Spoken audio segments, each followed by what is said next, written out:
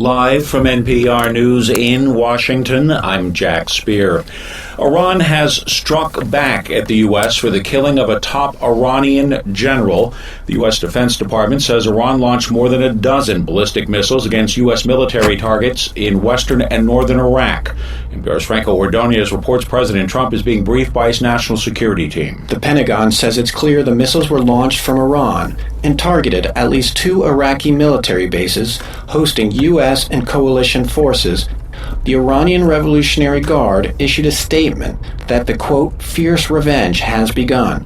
White House Press Secretary Stephanie Grisham said President Trump has been briefed and is closely monitoring the situation. President Trump said earlier that the United States is prepared to retaliate if Iran strikes back, but he downplayed remarks he made earlier this week about potentially targeting cultural sites. Franco Ordonez, NPR News, Washington. U.S. officials, meanwhile, have defended the drone attack last week that killed Iranian General Qasem Soleimani. President Trump and other top officials saying intelligence showed an Iranian attack against U.S. targets was being planned, and the U.S. needed to take the action that it did.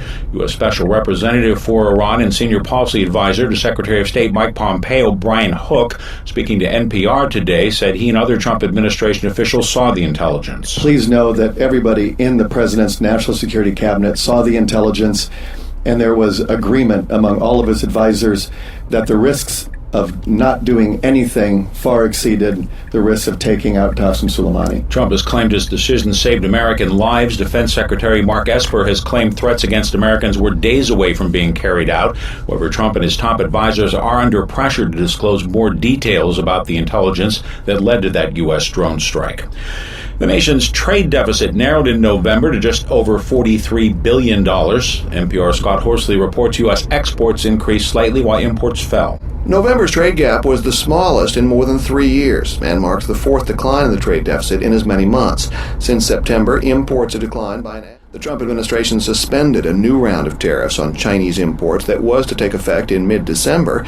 Tariffs are still in place, though, on a wide variety of Chinese goods, as the two countries prepare to sign a Phase 1 trade agreement. Scott Horsley, NPR News, Washington. On Wall Street, financial markets jittery over the heightened Mideast tensions. The Dow dropped 119 points today. The Nasdaq was down 2 points. The S&P fell 9 points.